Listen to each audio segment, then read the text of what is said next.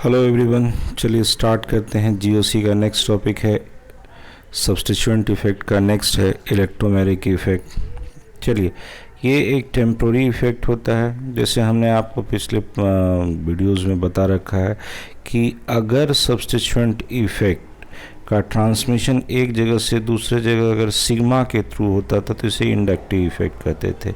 पाई के थ्रू हुआ था तो मेसोमेरिक कहते थे, लेकिन अगर सिग्मा पाई कंजुगेशन था तो इसे हाइपर कंजुगेशन कहते थे। ठीक है, लेकिन अभी भी यहाँ पे वही पाई का है, उसी पाई का पोलराइजेशन है, लेकिन कहता है ये हमेशा नहीं होगा। ये कब होगा?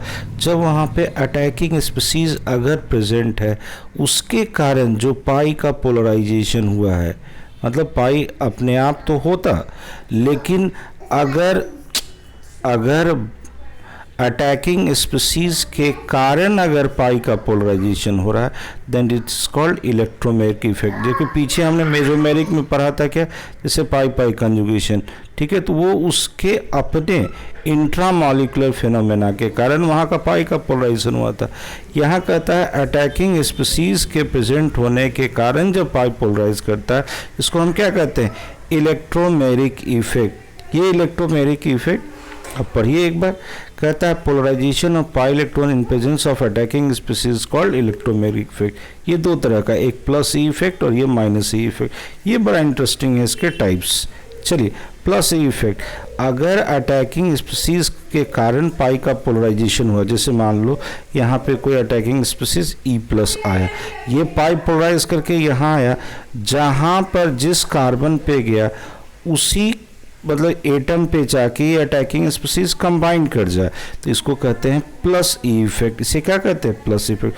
फिर से समझिएगा, जब आपका अटैकिंग स्पीसीज उस एटम से जाके अटैच हो जाए जहाँ पे पाई का पोलराइजेशन हो रहा है, कहा when attacking species get attached with that atom on which polarization of pi electron takes place is called plus E effect, is called plus E effect, is called plus E effect। जब क्या हुआ, फिर से सुनिएगा, जहाँ पर पाई का polarisation हुआ वहीं पर जाकर अगर मेरा अटैकिंग स्पीसीज कंबाइन कर जाए, that is called plus E effect. अब माइनस ई इफेक्ट क्या होगा कि जहाँ पोलराइजेशन हुआ, जैसे ये पाई का पोलराइजेशन तो यहाँ हो रहा है, लेकिन अटैकिंग स्पीसीज अब यहाँ नहीं। यहाँ अटैकिंग स्पीसीज मान लो कोई निगेटिव स्पीसीज है तो वहाँ जाके जुड़ेगा जहाँ पे पाई का पोलराइजेशन नहीं हुआ। तो कहता है when attacking species get attached with some other atom on which polarisation of pi electron does not takes place is called minus E effect. तो ये एक टेम्पोरी इफेक्ट था, ये एक टेम्पोरी इफेक्ट था जो कि अटैकिंग स्पीसीज के रहने के कारण पाई का जो पोलराइजेशन रहा था उसको हमने कहा था इलेक्ट्रोमैग्नेटिक इफेक्ट। नेक्स्ट है मेरा इंडक्टोमैग्नेटिक इफेक्ट। देखिए, हमने आपको पीछे सिखा रखा है कि पोलराइजेशन सिग्मा का अगर उसी मॉलिक्यूल के अंदर के स्पीसीज के कारण हो रहा था, that is called inductive effect. तो इंडक्टोमैग्नेटिक क्या है? देखिए, पाई का तो पोलराइजेशन हो रहा है, लेकिन एक्स्ट्रा पोलराइजेशन हो जाए, मतलब एक्स्ट्रा वही स्पीसीज अगर खींचने लगे तो उसको कहते हैं इंडक्टोमैग्नेटिक। ये भी कब होगा? इन प्रेजेंस ऑफ अटैकिंग स्पीसीज। चलिए पहले इसको एक बार स्टेटमेंट को देख लिए। कहता है extra polarization of sigma electrons due to presence of attacking species called inductomagnetic effect. चलिए इसके एग्जाम्पल को बड़े अच्छे से थोड़ा सा देखेंगे। जैसे यहाँ देखिएगा, यहाँ देखेंगे, जैसे इसके केस में, ये पहले वाले केस में देखिए, ये फ्लोरीन है, कार्बन ज़्यादा इलेक्ट्रोनेगेटिव तो ये इलेक्ट्रॉन को खींचा, तो ये अभी कौन सा इफेक्ट होगा? ये अभी होगा इंडक्टिव इफेक्ट। लेकिन इस फ्लोरीन के एक बगल में यहाँ पे एक अटैकिंग स्पीसीज आ गया सेकेंड केस में, तो अटैकिंग स्पीसीज के कारण ये एफ पे ज़्यादा माइनस आएगा with respect to first one. तो जब यहाँ पे ये जो डेल्टा माइनस है, डेल्टा माइनस डैश मैंने दिखाया, इसका वैल्यू डेल्टा माइनस से क्या है? ज़्यादा है। क्यों ज़्यादा है? Due to presence of this attacking species. तो यही जो एक्स्ट्रा पोलराइजेशन, मान लो यहाँ पे अमाउंट मान लो अगर 20% है, यहाँ पे मान लो वो अमाउंट अगर आकर के बढ़ के आपका 30% हो गया, तो वो 10% जो एक्स्ट्रा पोलराइजेशन हुआ किसके कारण? इस अटैकिंग स्पीसीज के कारण। This is called inductomagnetic effect. चलिए हम आपको एक बोलचाल का एक एग्जाम्पल से समझाते हैं। जैसे मान लो घर में दो भाई है, तो बड़ा भाई का ऑफकोर्स दबदबा रहेगा पूरे घर पे। तो जैसे मान लो यहाँ फुरीन बड़ा है तो इसका दबदबा है, लेकिन मान लो वहाँ कोई सकनी मामा टाइप के एक अटैकिंग स्पीसीज आ गए, वो इन्फ्लुएंस कर रहे हैं इस बड़े भाई को। तो अब क्या होगा, उसका दबदबा का जो अमाउंट होगा थोड़ा सा बढ़ जाएगा, शुरू से थोड़ा सा बढ़ गया। ये परसेंटेज जितना इंक्रीज करेगा, एक्स्ट्रा दबदबा बढ़ेगा, ये चार्ज जितना भी एक्स्ट्रा पोलराइज करेगा, इसी को क्या कहते हैं, इंडक्टोमेरिक। ये तभी तक होगा जब तक ये अटैकिंग स्पीसीज है। अगर इस अटैकिंग स्पीसीज को अगर हम हटा लेंगे तो ये इसका इफेक्ट वहाँ से कैंसिल हो जाएगा। चलिए आगे बढ़ते हैं। अब कहता है, हमने आपको बताया कि ये जो दोनों इफेक्ट है आपका इलेक्ट्रोमेरिक एंड इंडक्टोमेरिक इफेक्ट, ये कैसा है, टेम्पोररी इफेक्ट, और ये तभी तक होगा जब तक वहाँ कौन होगा, अटैकिंग स्पीसीज।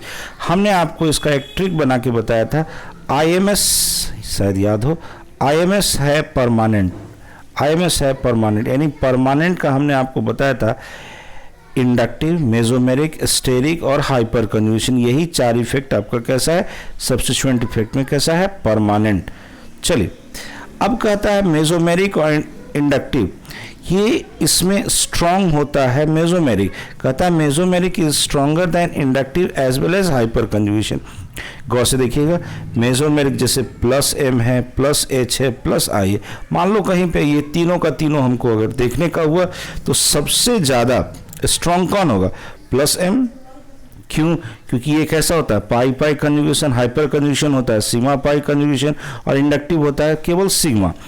तो सिंपल सा है, सबसे स्ट्रॉन्ग कौन, मेसोमेरिक, तब हाइपर कन्जुगेशन, और सबसे लास्ट में कौन, इंडक्टिव।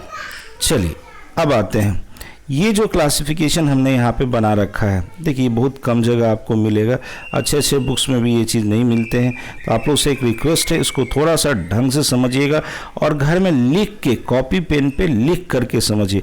और हाँ एक चीज़, हम देखिए बाद में मैं इसमें थोड़ा सा, ये हर टॉपिक जब ख़त्म होगा तो मैं लिंक दूंगा PDF का, बट कोशिश कीजिए, बहुत सारे स्टूडेंट को मैं देखता हूँ डिमांड करते हैं कि सर PDF भेज दीजिए, PDF। देखिए PDF भेज दीजिए, भेज देना कोई बड़ी चीज़ नहीं, आपको दे देना कोई बड़ी चीज़, बट थोड़ा सा सिंसियर बनिए, काइंडली पेन पेपर लेके बैठिए। वीडियोस अगर आपको फास्ट लगता है उसे रोक लीजिए, रोक करके उसे लिखिए, क्योंकि देखिए पेन पेपर का कोई सब्स्टिट्यूएंट नहीं है, कोई दूसरा चीज़ नहीं है। आप बिना इसके पढ़ाई नहीं कर सकते हैं, लाख वीडियोस आ जाए, बट वो जो क्लासरूम का इंटरेक्शन है वो कभी नहीं बदल सकता। इसलिए काइंडली अभी चूंकि वो पॉसिबल नहीं है तो पेन पेपर लेके बैठिए, लिखिए। लिखने से एक होता है ब्रेन पे इम्पैक्ट पड़ना और एक होता है हाथ का चलना, वो दोनों जब एक साथ काम करता है तो उसका परसेप्शन ब्रेन को ज़्यादा मिलता है। तो काइंडली आप लोग से रिक्वेस्ट है कि नोट्स बनाइए। चलिए, सब्स्टिट्यूएंट स्पीसीज को कितने कैटेगरी में बटा गया, 4 कैटेगरी में। एक हो सकता है -i + m, एक हो सकता है +i + m, हो सकता है -i + m। अब ये जो पहला कैटेगरी था जस्ट इसका अपोजिट, +i - m। हमने आपको बताया था कि मेसोमेरिक बहुत स्ट्रांग होता है, इतना स्ट्रांग होता है कि ऐसा स्पीसीज कोई भी आपका एग्जिस्ट नहीं करता। यानी कि सब्स्टिट्यूएंट को कितने कैटेगरी में बांटा गया, 3 कैटेगरी में। गौर से देखिए, अब हम सबको एक साथ ले लेते हैं। जैसे देखिए यहाँ पे -i + m, दूसरा है +i + m और -i - m। गौर से देखिएगा, हमने आपको कभी बता रखा है कि -i होने के लिए सब्स्टिट्यूएंट का जो पहला एटम है इसका इलेक्ट्रोनेगेटिविटी कार्बन से क्या होना चाहिए, ज़्यादा, और +m होने के लिए पहले एटम पे क्या होना चाहिए, लोन पेयर या तो निगेटिव चार्ज। तो यहाँ पे क्या है, लोन पेयर। तो हमने कैसे पहचाना, ये -i + m में है, पहला -i के लिए इसका ताकत कार्बन से क्या होना चाहिए, ज़्यादा, ताकि वो सिग्मा इलेक्ट्रॉन को खींच सके। दूसरा कंडीशन है इस पे क्या हो, लोन पेयर। लोन पेयर होने से क्या होगा कि अगर रेजोनेंस होने का कंडीशन बनेगा तो ये अपना लोन पेयर डोनेट कर सकता है। तो शायद क्लियर है -i और +m का कंसेप्ट। हम आपको फिर आगे चल के एक एग्जाम्पल से समझाएंगे। चलिए नेक्स्ट आइए, +i + m, यानी कि दोनों कंडीशन में ये सिग्मा इलेक्ट्रॉन भी देगा और लोन पेयर वाला भी इलेक्ट्रॉन देगा। कैसे, जैसे यहाँ देखो, ये कार्बन से अगर मान लो ये CH2- जुड़ा हुआ, तो इस कार्बन पे कैसा चार्ज है, माइनस, यानी इसकी ताकत, इलेक्ट्रोनेगेटिविटी कम हो गई। तो अभी इलेक्ट्रॉन खींचेगा नहीं, इलेक्ट्रॉन सिग्मा इलेक्ट्रॉन को भी देगा, और रेजोनेंस का अगर कंडीशन होगा तो ये चूंकि ये जो निगेटिव चार्ज है that is equivalent to 1 lone pair electron, तो ये लोन पेयर इलेक्ट्रॉन भी डोनेट करेगा, यानी दोनों कंडीशन में डोनेशन करने वाला बना, यानी ये कैसा हुआ प्लस आई और प्लस एम, यानी हमेशा ये कैसा होगा यूनिवर्सल डोनर।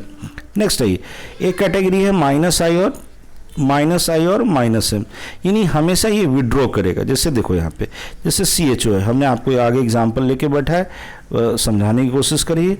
देखो यहाँ पे जैसे COH है, तो ऑफकोर्स गौर से देखो यहाँ अगर कार्बन होगा तो इस कार्बन पे चूंकि डबल बॉन्ड है तो हाइब्रिडाइजेशन कैसा हो गया sp2 है, तो ये इलेक्ट्रॉन को विड्रॉ करेगा, तो माइनस आई इफेक्ट तो शो किया।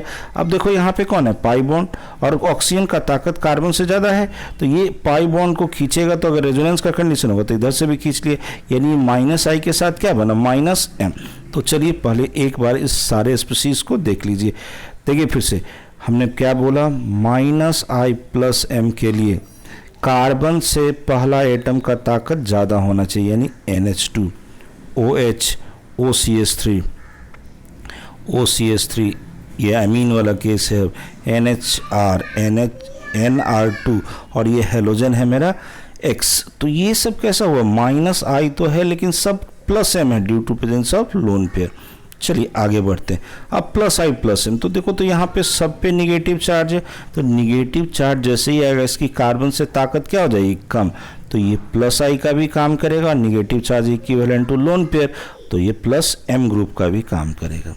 अब यहाँ आ जाओ माइनस आई और माइनस एम, अभी जस्ट मैंने समझाया जैसे जितना भी CO ग्रुप वाले केस होंगे, मतलब CO कार्बोनाइल वाला केस होगा, ये हमेशा क्या करेगा, चूंकि ये sp2 है तो ये इलेक्ट्रॉन खींचेगा, तो माइनस आई रेजोनेंस का होगा तो भी खींच लेगा, तो माइनस और माइनस। गौर से देखो सारा केस वही है, जैसे यहाँ पे भी अल्डिहाइड में भी CO ग्रुप है, एसिड है, यहाँ अमाइड है, एसिड हलाइड है, ईस्टर है, इन सारे केस में ये CO वाला आपका ये बेसिक ग्रुप है, इधर कुछ भी लगा हो उससे मतलब नहीं है। तो इधर गौर से देखो CO ग्रुप है तो ये इस कैटेगरी में आ गया।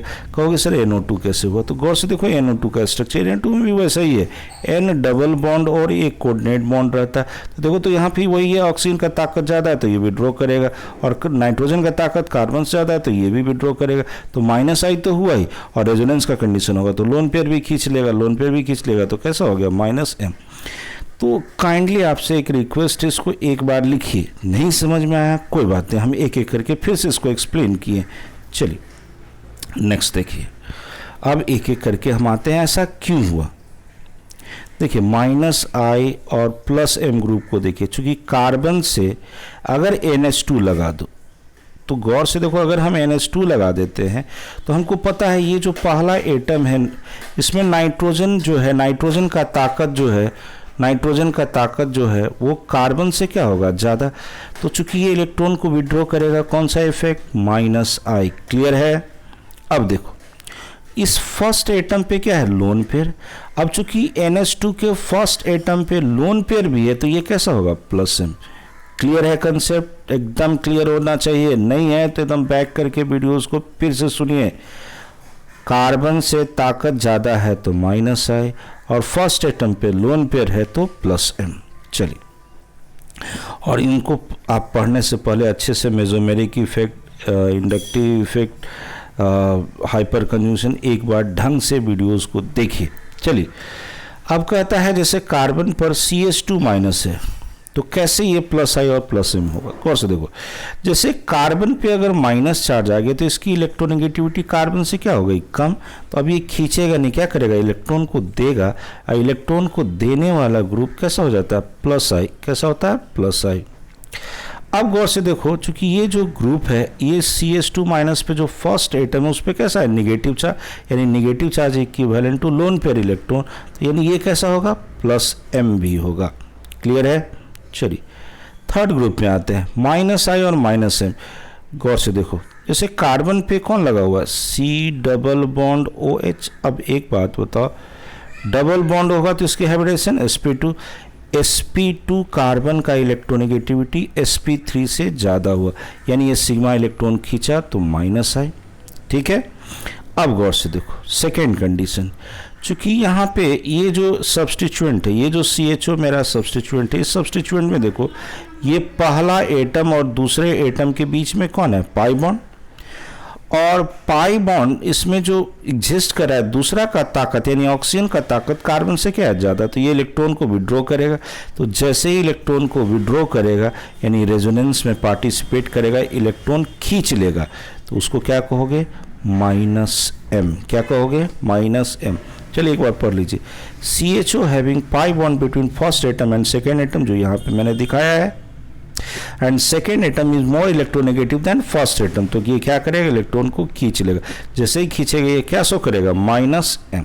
चलो इसमें बड़ा एक इंटरेस्टिंग और एक्सेप्शनल चीज़ है, वो हैलोजन वाला केस है, वो हम आपको सेकेंड पॉइंट में बताएंगे। पहले देख लो, कहता है कहीं भी कभी भी किसी स्पीसीज में मेसोमेरिक और इंडक्टिव दोनों एक साथ अगर ऑपरेट हो रहा हो तो मेसोमेरिक इफेक्ट को वहाँ पे कंसीडर करते हैं। क्यों? क्योंकि हमने आपको पीछे ही बता रखा है मेसोमेरिक कैसा होता है, पाई पाई कंजुगेशन, और यहाँ होता है सिग्मा का ट्रांसफर होता है। तो ये जो कंजुगेशन होगा इसका जो स्ट्रेंथ होगा इससे क्या होगा, इंडक्टिव से बहुत ज़्यादा होगा। यानी कि मेसोमेरिक और इंडक्टिव अगर दोनों ऑपरेट हो रहा हो तो हम क्या लेते हैं, जनरली मेसोमेरिक लेते हैं। चलिए अब कहता है इन केस ऑफ हैलोजन, बड़ा इंटरेस्टिंग चीज़ है, देखो होता है यहाँ पे बोथ इंडक्टिव और मेसोमेरिक दोनों होता है, लेकिन यहाँ पे हम रिएक्टिविटी के लिए, मतलब वो कितना रिएक्टिव होगा, वो कैसा अपना इफेक्ट शो करेगा रिएक्शन के लिए, रेट ऑफ रिएक्शन के लिए, तो वहाँ पे हम देखते हैं इंडक्टिव इफेक्ट, ना कि मेसोमेरिक इफेक्ट। कहता है when both I and M effect operates then -I effect is consider for its reactivity, उसकी रिएक्टिविटी के लिए कौन सा इफेक्ट, -I, और +M इफेक्ट कंसीडर करते हैं ओरिएंटेशन ऑफ इलेक्ट्रोफाइल के लिए।